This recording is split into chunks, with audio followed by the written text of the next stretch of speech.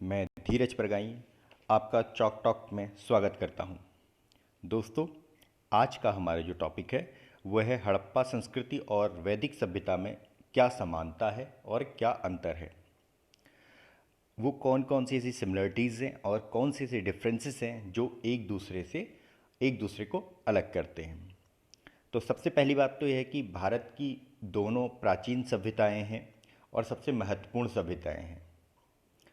दोनों सभ्यताओं में बहुत ज़्यादा अंतर नहीं है। 200-300 साल के अंतर पर हड़प्पा सभ्यता के बाद वैदिक सभ्यता का विकास हुआ था। और इस प्रकार से हम देखते हैं कि दोनों में कुछ समानताएं हैं, लेकिन इनकी जो भिन्नताएं हैं वो ज़्यादा महत्वपूर्ण हैं। तो पहले हम समानता की बात करते हैं। ऐसी कौन कौन सी समानताएं हैं। यदि हम समानता की बात करें तो सबसे पहली बात यह है कि दोनों सभ्यताओं के निवासी यानी दोनों सभ्यता के लोग पशुपालन और कृषि से परिचित थे और इन क्रियाओं को वो करते थे, यानी पशुपालन और कृषि की आर्थिक क्रियाओं को करते थे। दूसरी महत्वपूर्ण बात यह है कि इस वक्त तक जो सिक्के कॉइन्स हैं उनका प्रचलन नहीं हुआ था, इसलिए दोनों हड़प्पा सभ्यता और वैदिक सभ्यता इनमें क्या नहीं दिखाई देते हैं, सिक्के हमें नहीं मिलते हैं। तीसरी बात कि दोनों सभ्यताओं में मंदिरों का अस्तित्व हमें नहीं मिलता है। नेक्स्ट पॉइंट जो है कि दोनों सभ्यताएं प्राकृतिक शक्तियों की पूजा पूजा करती थी। और लास्ट पॉइंट, दोनों ही सभ्यताएं कपास से परिचित थी और कपास का उत्पादन यहाँ होता था। अब बात करते हैं हम दोनों सभ्यताओं में अंतर की। यदि अंतर की बात करें तो मुख्य अंतर को हम कुछ बिंदुओं के आधार पर, कुछ टॉपिक के आधार पर बांटेंगे। जो पहला अंतर है वो हम लेते हैं टाइम पीरियड को लेके, काल संबंधी विभेद को लेके। अब टाइम पीरियड में देखें तो अगर सिंधु सभ्यता की बात करें तो सिंधु सभ्यता वैदिक सभ्यता से पहले की सभ्यता है और लगभग 2500 से लेके 1700 बीसी तक, ईसा पूर्व तक ये विकसित अवस्था में रही। और इसके लगभग 200 साल बाद 1500 से लेके 600 किसका टाइम पीरियड है, वैदिक सभ्यता का। इस प्रकार दोनों सभ्यताओं के टाइम पीरियड में अंतर है। लेकिन एक महत्वपूर्ण बात यहाँ पर यह है कि सिंधु सभ्यता का पतन 600 वर्षों की जो विकास हुआ उसके बाद सिंधु सभ्यता का पतन हो गया, अर्थात उसने अपनी विशेषताओं को खो दिया। लेकिन वैदिक सभ्यता के साथ ऐसा नहीं हुआ और ये बाद में भी कंटिन्यू चलती रही। यदि हम अगले पॉइंट की बात करें तो दोनों के संस्थापकों में अंतर है, अर्थात जो दोनों सभ्यताओं की स्थापना की अलग अलग प्रजाति के लोगों ने की है। सिंधु घाटी सभ्यता की स्थापना मुख्य रूप से प्रोटो ऑस्ट्रेलाइट, भूमध्य सागरी, मंगोलियन और अल्पाइन जैसी प्रजाति के लोगों ने की और इनकी महत्वपूर्ण भूमिका थी इसमें। वहीं जो वैदिक सभ्यता है, वैदिक सभ्यता की स्थापना जो है वो आर्यों के द्वारा की गई और इस सभ्यता के विकास में किसी अन्य प्रजाति का योगदान नहीं था। अगला पॉइंट है दोनों सभ्यताओं का स्वरूप भिन्न था। मतलब क्या है, दोनों सभ्यताओं का स्वरूप भिन्नता का मतलब ये है कि जो सिंधु घाटी सभ्यता थी वो नगरीय सभ्यता थी, जबकि वैदिक सभ्यता क्या थी, ग्रामीण सभ्यता थी। तो हड़प्पा जो सभ्यता है उसके नगर और नागरिकों का जो जीवन था वो उन्नत था। वहाँ विशेष प्रकार से आप सड़क बनी हुई देखते हैं, विशेष प्रकार से हम देखते हैं कि अच्छे से वहाँ नगर नियोजन किया गया है, नाली की विकास है, नाली की व्यवस्था है जिससे कि पानी बाहर निकाला जाता है। ठीक है। लेकिन हम सिंधु घाटी से अगर बाहर आते हैं, वैदिक सभ्यता की तरफ बढ़ते हैं तो हमें वहाँ ऐसा नहीं दिखाई देता है। सिंधु घाटी सभ्यता में जो मकान थे, जो भवन थे वो ईंटों से बनाए गए थे, जबकि जो आर्य लोग थे वो लकड़ी, फूस, बांस, कच्ची मिट्टी के घरों में निवास करते थे।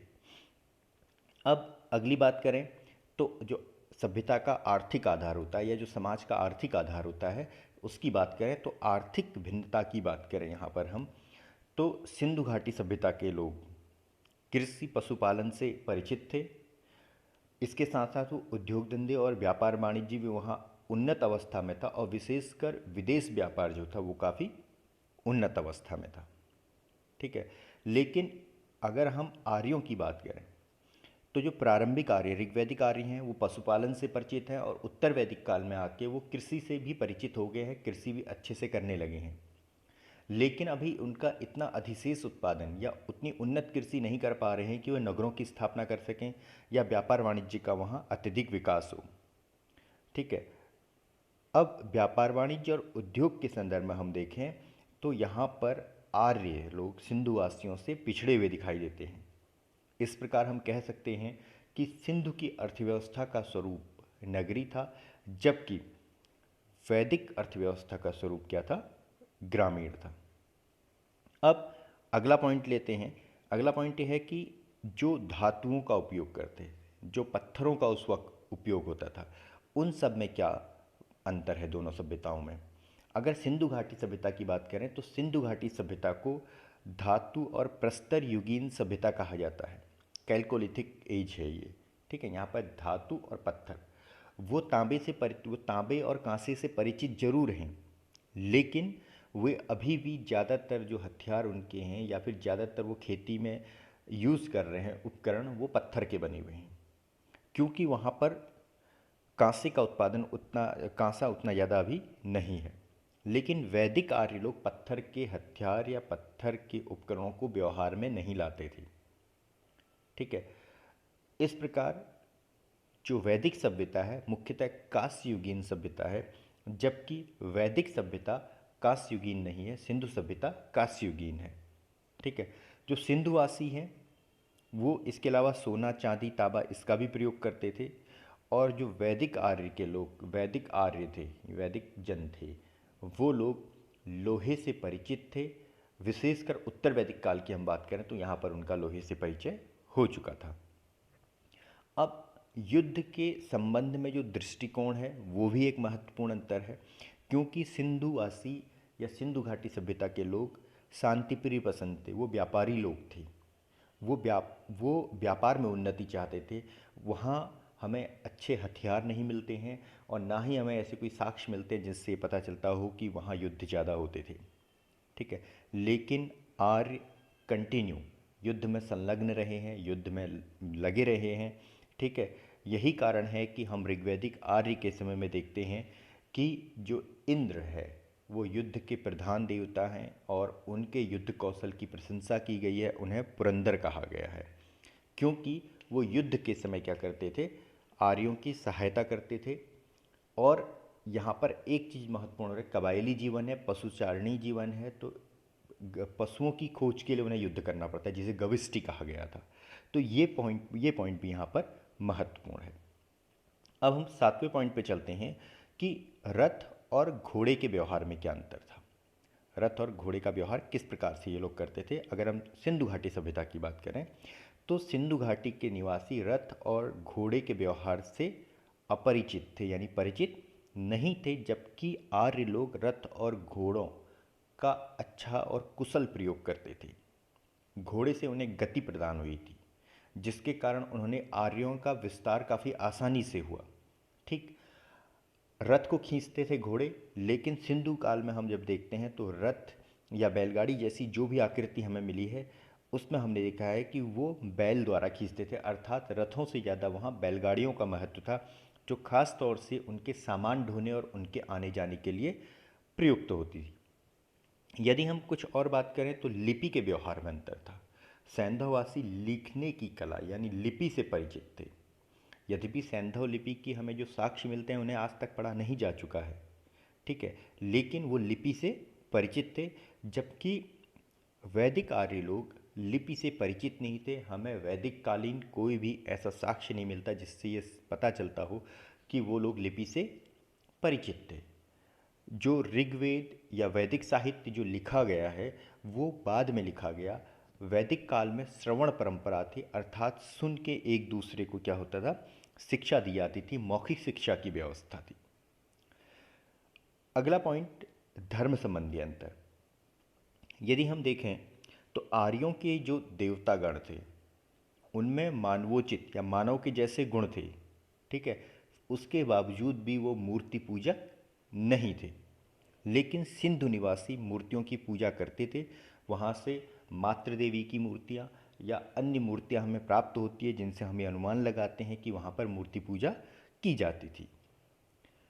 एक चीज़ महत्वपूर्ण बात और है कि सिंधुवासी कि देव वर्ग में देवियों की भूमिका ज़्यादा महत्वपूर्ण है, जबकि वैदिक देव वर्ग में देवताओं की यानी पुरुष देव की महत्ता ज़्यादा है।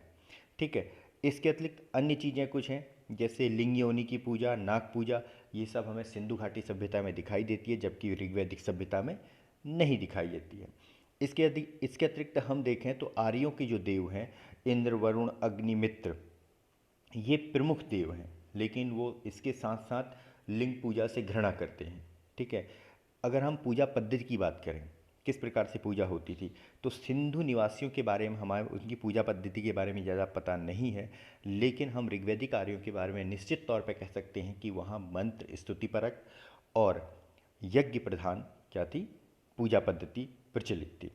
इसके अतिरिक्त कुछ छोटे छोटे और अंतर हो सकते हैं, जैसे कि भवन निर्माण कला में अंतर हो सकता है, मूर्ति कला में अंतर है, मिट्टी के बर्तन, खिलौने, मन के, ये सब जो बनाने की कला है, इसमें सिंधु निवासी क्या थे, अधिक अधिक जानकार थे, अधिक प्रवीण थे। लेकिन जो आर्य लोग हैं, आर्यों की ये सब कलाएं इतनी विकसित नहीं थी। इसके अतिरिक्त हम देखते हैं कि जैसे आर्य लोग गाय को विशेष महत्व देते थे, जबकि सिंधु सभ्यता के लोग कुबड़दार, सांड को और बैल को अधिक महत्व देते थे। इसके अतिरिक्त सिंधुवासी गेहूं और जौ का व्यवहार करते थे, और आर्य चावल और दूध का विशेष प्रकार से व्यवहार करते थे, या जौ और दूध का विशेष प्रकार से व्यवहार करते थे। ठीक है। तो ऐसे बहुत सारे छोटे छोटे अंतर हैं, जैसे मृतक संस्कार को लेके भी कुछ अंतर है। ठीक है। जैसे सिंधुवासी के जो, हाँ, जब जब हम वहाँ मृतक संस्कार देखते हैं तो वहाँ अलग अलग पद्धति हैं, आंशिक समाधान है, पूर्ण समाधान है। ठीक है। लेकिन जब हम वैदिक संस्कृति को देखते हैं, वैदिक सभ्यता को देखते हैं, यहाँ केवल दाह संस्कार प्रचलित है।